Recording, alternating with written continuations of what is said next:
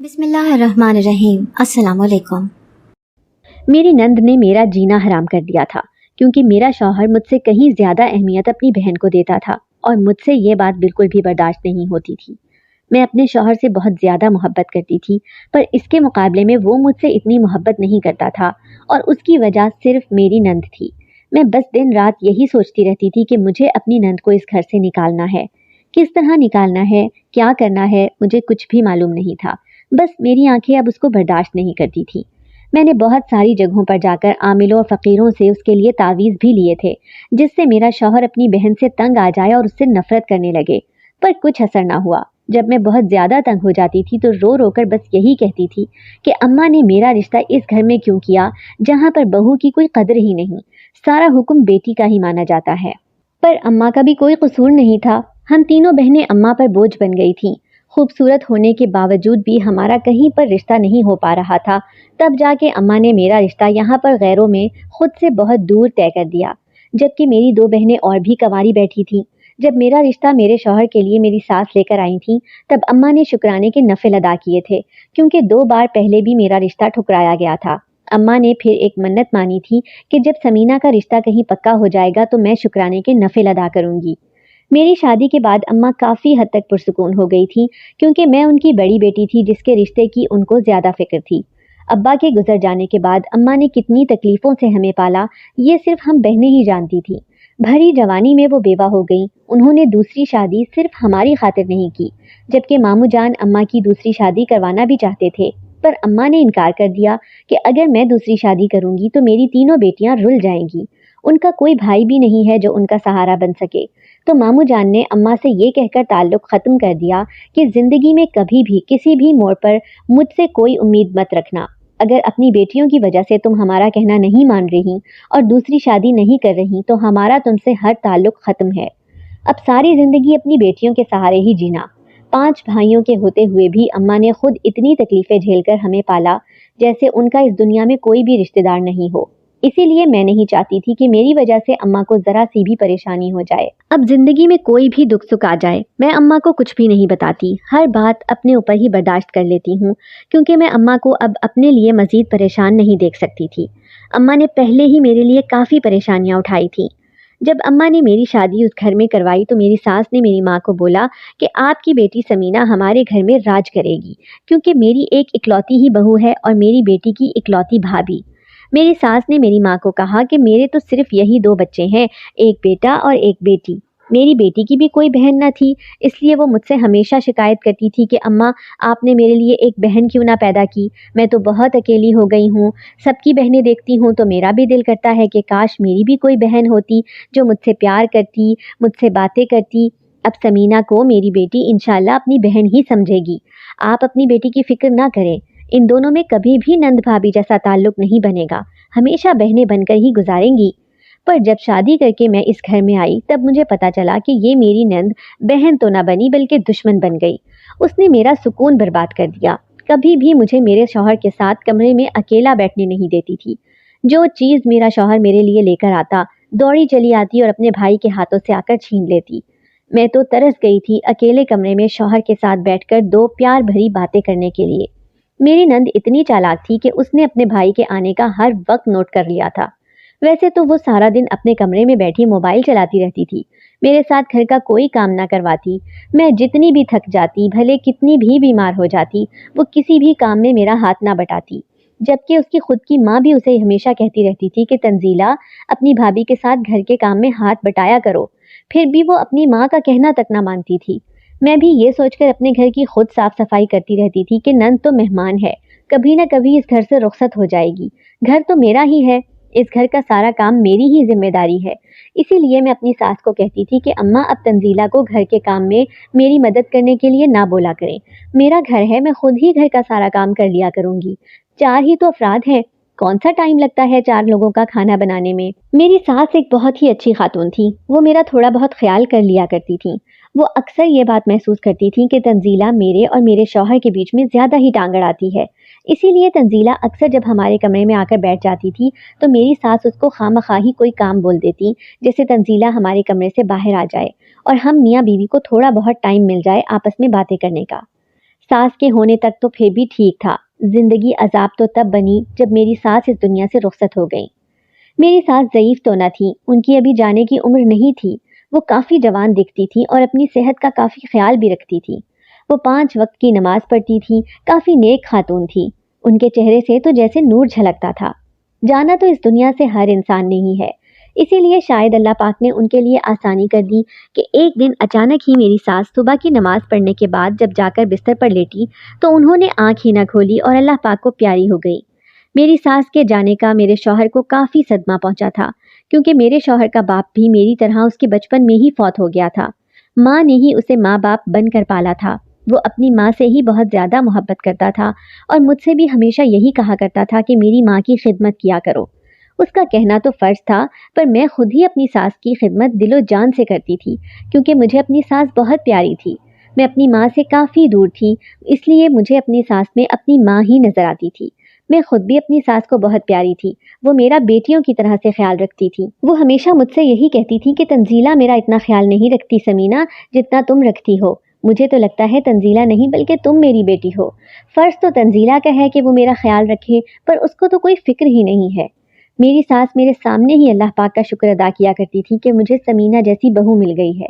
वो मुझे अक्सर ये कहती थी कि अगर तुम्हारी जगह कोई और होती तो वो मेरा ज़रा ख्याल न रखती, क्योंकि मैंने अक्सर खून के रिश्तों में भी यही देखा है कि सास बहू भले फुप्पो भतीजी हो या भांजी और खाला, सास बहू बन जाने के बाद उनमें नफरत ही पैदा हो जाती है, ज़रा प्यार नहीं रहता।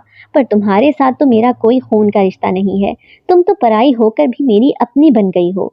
मुझे तुमसे जितनी मोहब्बत मिली है मैं हमेशा तुम्हारे लिए दुआएं करती रहूंगी। पर दुआओं का दरवाज़ा शायद मेरे लिए थोड़ा अरसा ही खुला था। मेरी नंद तो अपनी माँ की फौतगी वाले दिन भी जनाजे के बाद मोबाइल उठाकर अपने कमरे में चली गई और फ़ोन पर घंटों बातें करने लगी, जबकि सारे मेहमानों को मुझे अकेले ही संभालना पड़ा। मेरी सास के रिश्तेदार काफ़ी ज़्यादा थे, जो 3 दिन तक हमारे घर में मेहमान बने रहे, जिन्हें मुझे अकेले ही संभालना पड़ा। मेरी नंद ने तो किसी को चाय तक न पूछी। इसीलिए मेरी सास के सारे रिश्तेदार मेरी तारीफ़ें करने लगे और मेरी सास की बहन तो मुझसे ये भी पूछने लगी थी कि तुम्हारी कोई बहन है तो मेरे बेटे का रिश्ता उसके साथ करवा दो। तुम जितनी अच्छी हो ज़ाहिर है तुम्हारी बहन भी उतनी ही अच्छी होगी। मुझे भी बिल्कुल तुम्हारे जैसी ही बहू चाहिए जो घर को अच्छे तरीके से संभाल सके। जबकि तंजीला वो तो उनकी अपनी सगी भांजी थी और उसका भी कहीं पर रिश्ता नहीं हुआ था, तो वो तंजीला के साथ भी तो अपने बेटे का रिश्ता करवा सकती थी, पर उन्होंने मेरी बहन के लिए ही कहा। मेरी अम्मा भी क्योंकि मेरी सास की फौतगी पर आई हुई थी, तो उन्होंने अम्मा से भी रिश्ते वाली बात बोली, तो अम्मा ने कहा कि आप हमारे घर आकर इस बारे में बात कीजिएगा, इंशाअल्लाह हम आपको मायूस नहीं करेंगे। मेरी बहन का रिश्ता होने जा रहा था, मुझे इस बात की काफ़ी खुशी थी, पर मेरी नंद का कहीं भी रिश्ता नहीं हो रहा था, इसीलिए मुझे इस बात की भी फिक्र थी। जब सारे मेहमान चले गए तो मैंने सारे घर की साफ सफाई करके रात को देर से फारिग होकर जब अपने कमरे में गई और अपने शौहर के साथ बेड पर बैठी ही थी तो दरवाजे पर दस्तक हुई। मैंने दरवाज़ा खोला तो हमारे कमरे के बाहर दरवाजे पर मेरी नंद खड़ी हुई थी। मेरे शौहर को तो पहले भी अपने बहन की बहुत ही फिक्र रहती थी, इसलिए वो फौरन बेड से उठकर आए और अपनी बहन से पूछने लगे कि क्या बात है तंजीला, किसी चीज़ की ज़रूरत है? तो तंजीला सीधा कमरे में घुसी चली आई और कहने लगी, भाई मुझे कमरे में अकेले डर लग रहा है, मैं आपके साथ ही सोऊंगी। तो उसका भाई भी उसको हाथ से पकड़कर बेड पर बिठाने लगा। मैं ये देखकर काफ़ी हैरान हो रही थी कि तंजीला हमारे साथ हमारे कमरे में कैसे सो सकती है। वो कोई छोटी बच्ची तो न थी जो उसको किसी बात की समझ नहीं थी। अपनी माँ के होते हुए भी वो अपनी माँ के कमरे में भी नहीं सोती थी, अलग कमरे में सोती ताकि सारी रात फ़ोन पर बातें कर सके। और माँ के मर जाने के बाद अब वो मेरे कमरे में खामखा मुझे तंग करने के लिए ही आई थी, क्योंकि उससे मेरी खुशी बर्दाश्त नहीं होती थी। काफ़ी दिनों के बाद ही मैं अपने शौहर के साथ कमरे में अकेली थी, इसीलिए वो जानबूझकर ये कर रही थी ताकि मैं अपने शौहर के साथ वक्त ना गुजार सकूं। मेरा शौहर सोफे पर जाकर लेट गया, तंजीला मेरे साथ बेड पर सो गई। सुबह को काफ़ी देर तक वो हमारे कमरे में ही सोती रही, क्योंकि मेरी आदत थी मैं सुबह को जल्दी ही उठ जाती थी और नाश्ता बनाती थी। नाश्ता बनाने के बाद जब मैंने अपने शौहर को जगाया तो वो तैयार होकर नाश्ता करके अपने काम के लिए चले गए। तब तंजीला उठकर अपने कमरे में चली गई और वहाँ जाकर सो गई, क्योंकि वो तब तक ही मेरे कमरे में होती थी जब तक उसका भाई रहता था। उसके जाने के बाद वो फौरन वहाँ से चली जाती और अपने कमरे में जाकर सो जाती। तब उसे डर नहीं लगता था जब उसका भाई घर पर मौजूद नहीं होता था। वो मेरे साथ बैठना तक ज़रूरी नहीं समझती थी और अपने भाई के आते ही दौड़ी हुई मेरे कमरे में चली आती। اس کی عادت تھی کہ دن کو 12 بجے تک سوتی رہتی اور رات کو ساری رات موبائل استعمال کرتی رہتی تھی۔ دن کو سارا دن ہی میرا شوہر کام پر چلا جاتا اور رات کو تنزیلہ ہمارے کمرے میں آ کر سو جاتی۔ میں اس بات سے کافی تنگ آ گئی تھی کیونکہ میں اب اپنے شوہر کے ساتھ اکیلے وقت گزارنا چاہتی تھی اور چاہتی تھی کہ مجھے اب بچہ کر لینا چاہیے کیونکہ میں گھر میں بہت ہی اکیلی ہو گئی تھی۔ میں اس بارے میں اپنے شوہر سے بات کرنا چاہتی تھی پر تنزیلہ مجھے اکیلے میں شوہر سے بات کرنے کا موقع ہی نہیں دیتی تھی۔ جیسے ہی اس کا بھائی گھر آ جاتا تو وہ فوراً ہی آ کر اپنے بھائی کے ساتھ بیٹھ جاتی، کھانا بھی اسی کے ساتھ کھاتی اور سوتی بھی ہمارے کمرے میں ہمارے ساتھ تھی۔ میں نے ایک دو بار موقع پا کر شوہر سے اس بارے میں بات کی تھی کہ آپ تنزیلہ پر تھوڑی نظر رکھیں، تنزیلہ سارا دن موبائل پر کسی سے بات کرتی رہتی ہے، پر میرے شوہر کو مجھ پر یقین نہیں تھا۔ وہ اپنی بہن پر اندھا یقین کرتے تھے، اسی لیے انہوں نے مجھے باتیں سنا کر چپ کروا دیا کہ میری بہن پر مجھے یقین ہے، تم خواہ میری بہن پر الزام مت لگاؤ، وہ ایسی لڑکی نہیں ہے۔ میں نے اپنے شوہر سے کہا تھا کہ آپ پچھتاؤ گے اور پچھتانے کے بعد پھر مجھے مت کہنا کہ میں گھر میں موجود ہونے کے بعد بھی آپ کو کچھ نہیں بتاتی تھی، کیونکہ میں نے ایک دو بار اپنی نند کو بھائی کی غیر موجودگی میں گھر سے کسی کے ساتھ باہر جاتے ہوئے بھی دیکھا تھا۔ اسی لیے میں نے اپنے شوہر کو بتا دیا۔ مجھے یقین تھا کہ میرا شوہر میری بات پر یقین نہیں کرے گا، پر پھر بھی میں نے بتانا ضروری سمجھا کیونکہ مجھے بہت زیادہ ڈر لگ رہا تھا کہ تنزیلہ کوئی ایسا غلط قدم نہ اٹھائے جس کی وجہ سے میرے شوہر کو بدنامی اٹھانی پڑے، کیونکہ مجھے اپنے شوہر کی عزت بہت عزیز تھی۔ یہ سب کچھ کہنے کے بعد میرے شوہر نے مجھے کہا کہ میری بہن کی فکر کرنے کی تمہیں ضرورت نہیں ہے، میں اس کا بھائی اس کی فکر کرنے کے لیے زندہ ہوں۔ اپنے شوہر کا اس کی بہن پر اتنا یقین دیکھ کر میں حیران ہوتی کہ اس کا بھائی اس سے کتنی محبت کرتا ہے اور وہ کس طرح سے اپنے بھائی کی آنکھوں میں دھول جھونک رہی تھی اور اس کو دھوکہ دے رہی تھی۔ میں اپنی نند کو کوئی بھی غلط قدم اٹھانے سے روکنا چاہتی تھی، پر اس کو روکنے کا مجھے کوئی بھی حق حاصل نہیں تھا کیونکہ نہ تنزیلہ نے اور نہ ہی تنزیلہ کے بھائی نے مجھے کچھ بھی بولنے کا حق دیا تھا۔ میرے شوہر نے اپنے لاڈ اور پیار کی وجہ سے تنزیلہ کو بہت ہی سر پر چڑھا رکھا تھا، جس کی وجہ سے تنزیلہ بہت بگڑتی جا رہی تھی۔ اتنی پریشانی اٹھانے کے بعد ایک دن میری طبیعت بہت ہی زیادہ خراب ہو گئی تو ہسپتال جانے کے لیے شوہر کو بولا۔ مجھے پتا تھا کہ ان کے پاس ٹائم نہیں ہوتا، اسی لیے انہوں نے تنزیلہ کو بولا کہ تنزیلہ اپنی بھابھی کے ساتھ ڈاکٹر کے چلی جانا، تو اس نے بھی بھائی کو انکار نہیں کیا۔ اگر اس کے بھائی کی جگہ میں اس کو بولتی کہ تنزیلہ میرے ساتھ ڈاکٹر کے چلو تو وہ ضرور مجھے منع کر دیتی۔ تنزیلہ جب میرے ساتھ ڈاکٹر کے گئی تو وہ ڈاکٹر کے کمرے سے باہر بیٹھی میرا انتظار کرنے لگی اور میں ڈاکٹر کے پاس ان کے روم میں چلی گئی۔ یہ دیکھ کر مجھے کافی خوشی ہوئی کہ وہ ڈاکٹر میرے بچپن کی دوست تھی جس کا نام فردوس تھا۔ میری دوست مجھ سے میرا حال چال پوچھنے کے بعد میری زندگی کے بارے میں پوچھنے لگی کہ کیسی گزر رہی ہے۔ جب میں نے اس کو بتایا کہ ساس کے گزر جانے کے بعد نند نے جینا حرام کر دیا ہے تو وہ بھی بیچاری اداس ہونے لگی، کیونکہ اس کے ساتھ بھی ایسے ہی کچھ مسائل تھے کہ اس کی نند کی اس کے ساتھ نہیں بنتی تھی۔ میری رپورٹس کروانے کے بعد میری دوست نے مجھے مبارکباد دی کیونکہ میں ماں بننے والی تھی۔ مجھے کافی خوشی ہونے لگی تو میری دوست نے مجھے کہا کہ اب تمہیں اپنا بہت ہی خیال رکھنا ہے، ٹینشن نہیں لینی۔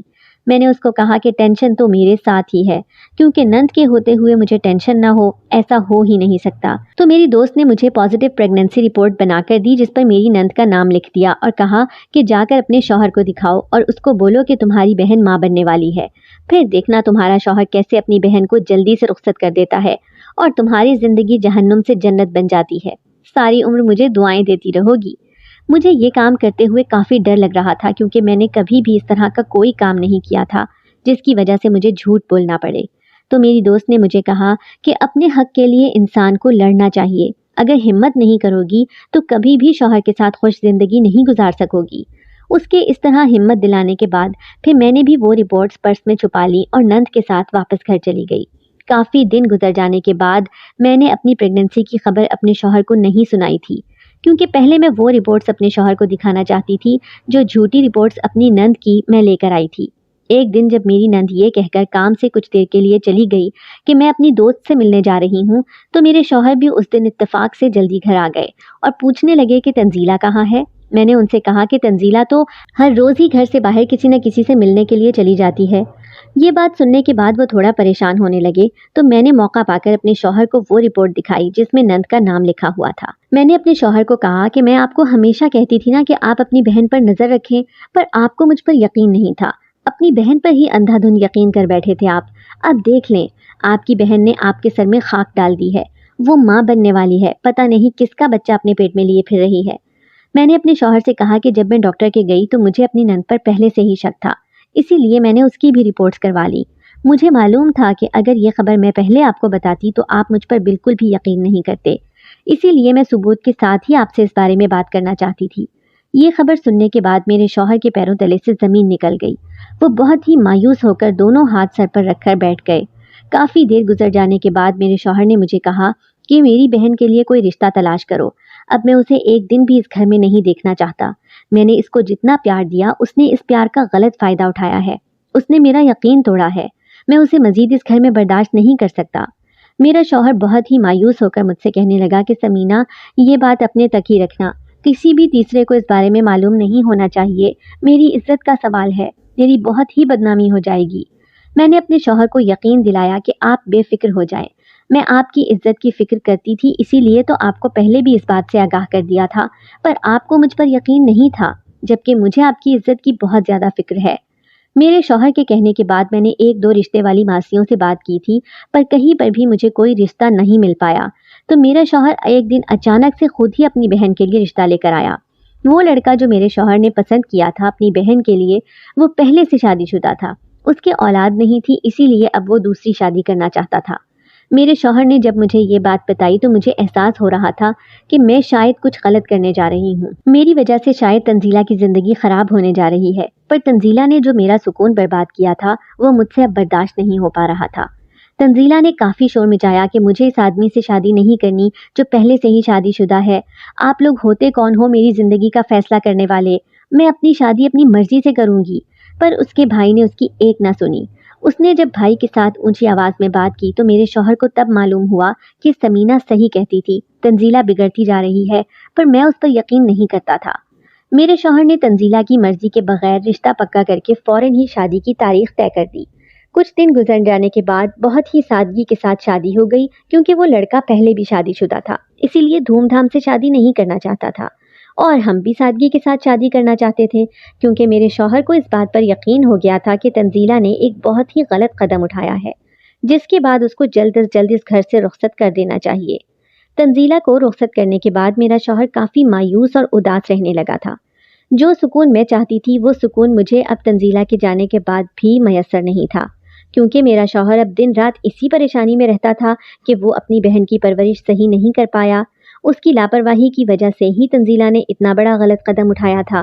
میں اپنے شوہر کو سمجھاتی رہتی تھی کہ اس میں آپ کی کوئی بھی غلطی نہیں ہے، انسان سے غلطی ہو جاتی ہے، تنزیلہ سے بھی ہو گئی ہے، آپ پریشان نہ ہوں، اس بارے میں کسی کو بھی معلوم نہیں ہے، آپ کی عزت پر ذرا سا بھی فرق نہیں پڑے گا۔ جب میں نے اپنے شوہر کو یہ بات بتائی کہ وہ باپ بننے والا ہے، تب جا کر اس کے ذہن سے تنزیلہ کی بات اتری اور وہ اپنے باپ بننے کی خوشی محسوس کرنے لگا۔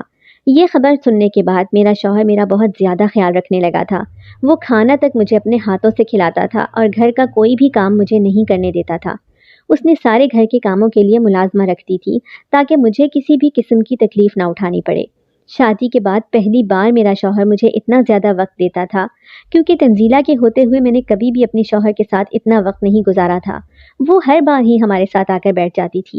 میں اب یہی سوچتی تھی کہ تنزیلہ کو اس گھر سے نکال کر میں نے بالکل ٹھیک کیا، کیونکہ جب تک وہ ہمارے ساتھ ہوتی تو وہ کبھی بھی میرے شوہر کو میرا نہ ہونے دیتی۔ اس خوشی میں زندگی کیسے جلدی جلدی سے گزر رہی تھی کچھ پتہ نہ چلا۔ جب بچہ پیدا ہونے کا وقت آیا اور اچانک سے میرے پیٹ میں ایک شدید قسم کا درد اٹھنے لگا، میں اس وقت بہت زیادہ پریشان ہونے لگی، کیونکہ میرا شوہر بھی اس وقت گھر میں موجود نہیں تھا۔ ویسے تو وہ مجھے کبھی بھی اکیلا نہیں چھوڑتا تھا، وہ یہی کہتا تھا کہ تمہیں کسی بھی وقت میری ضرورت پڑ سکتی ہے، پر اس دن اچانک اسے کسی ضروری کام سے باہر جانا پڑ گیا تھا جب میری طبیعت بہت زیادہ بگڑنے لگی۔ درد اتنا زیادہ تھا کہ مجھ سے برداشت نہیں ہو رہا تھا، درد سہتے سہتے میں بے ہوش ہو گئی۔ جب آنکھ کھلی تو میں ہسپتال میں موجود تھی، میرا شوہر میرے پاس کھڑا آنسو بہا رہا تھا۔ میں نے اس سے پوچھا کہ میرا بچہ کہاں ہے تو وہ اور زیادہ رونے لگا۔ میں کافی گھبرانے لگی کہ میرا شوہر آخر کیوں رو رہا ہے۔ میں نے چلا کر جب اس سے بات کی تو نرس میرے پاس میرا بچہ لے آئی، جسے دیکھ کر میری جان ہی نکل گئی، کیونکہ میرے بچے میں تو جان ہی نہیں تھی، وہ تو مردہ تھا۔ نرس نے مجھے بتایا کہ میرے بچے نے پیٹ میں ہی دم توڑ دیا تھا۔ یہ خبر تو میرے لیے ناقابل یقین تھی۔ میں چلا چلا کر رونے لگی کہ آخر میرے ساتھ ایسا کیوں ہوا۔ یہ دکھ میرے لیے زندگی کا سب سے بڑا دکھ تھا۔ میں ہسپتال سے گھر آ گئی۔ جب میرا شوہر میرے بچے کا جنازہ لے کر قبرستان چلا گیا، تب مجھے احساس ہوا کہ شاید میں نے تنزیلہ پر جو الزام لگایا تھا یہ اسی کی سزا ہے۔ میں نے اس کے ساتھ بہت غلط کیا۔ मुझे उस पर इतना गलत इल्ज़ाम नहीं लगाना चाहिए था। उसके भाई की नज़रों में उसे गलत करार नहीं देना चाहिए था। मैं अल्लाह पाक से रो रो कर माफ़िया मांगने लगी, पर अल्लाह पाक भी उस वक्त माफ़ करता है जब हम उस इंसान से माफ़ी मांगे जिसके हम गुनाहगार होते हैं। अपने भतीजे की खबर सुनने के बाद तंजीला भी उस दिन हमारे घर रोती हुई दाखिल हुई। उसने मुझसे पूछा कि भाभी, मेरा भतीजा कहाँ है? मैं इसे आखिरी बार देखना चाहती हूँ। मैंने उसे बताया कि तुम्हारा भाई तुम्हारे भतीजे को दफनाने गया है, तो वो बेचारी बहुत ज़्यादा रोने लगी। मैंने तंजीला से माफ़ी मांगी तो वो मुझसे पूछने लगी कि भाभी, आप मुझसे क्यों माफ़ी मांग रही हैं? मैंने उसे सब कुछ बता दिया कि मैंने किस तरह धोखे से तुम्हारी शादी करवाई थी। तो उसने मुझे कहा कि भाभी, माफ़ी मांगने की कोई ज़रूरत नहीं है, बल्कि मैं तो आपका शुक्रिया अदा करती हूँ, क्योंकि आपकी वजह से मुझे इतना अच्छा शौहर मिला, इतना अच्छा घर मिला। जैसे ज़िंदगी में मैं चाहती थी, मुझे वैसी ज़िंदगी वहाँ पर मिल रही है। मेरा शौहर मुझसे बहुत मोहब्बत करता है। मैं महारानियों की तरह उस घर में रहती हूँ, इसीलिए मुझे आपसे कोई भी शिकायत नहीं है। आपने जो कुछ भी किया सही किया। मैं भी तो आपके साथ हमेशा गलत ही करती आई थी। अगर आपकी जगह कोई भी होता तो इसी तरह ही करता। आज जब मैं खुद शादीशुदा हूँ, तब मुझे इस बात का एहसास हुआ है कि हर लड़की अपने शौहर के साथ अकेले में ज़्यादा से ज़्यादा वक्त गुजारने की ख्वाहिशमंद होती है, और मैं तो आपको हमेशा ही परेशान करती रहती थी। इतनी देर में तंजीला का भाई भी आ गया, जो तंजीला को देखकर मुंह मोड़ने लगा, तो मैंने उनको अपने पास बुलाया और कहा कि तंजीला को माफ़ कर दो। हमने तंजीला के साथ गलत किया, इसीलिए शायद अल्लाह पाक हमसे नाराज़ हो गया। उसने हमसे हमारा बच्चा छीन लिया। तंजीला कहने लगी, नहीं भाभी, मैं दुआएं करूंगी कि अल्लाह पाक आपको फिर से औलाद से नवाजे, मैं अपने भतीजे या भतीजी को अपने हाथों में उठाऊं।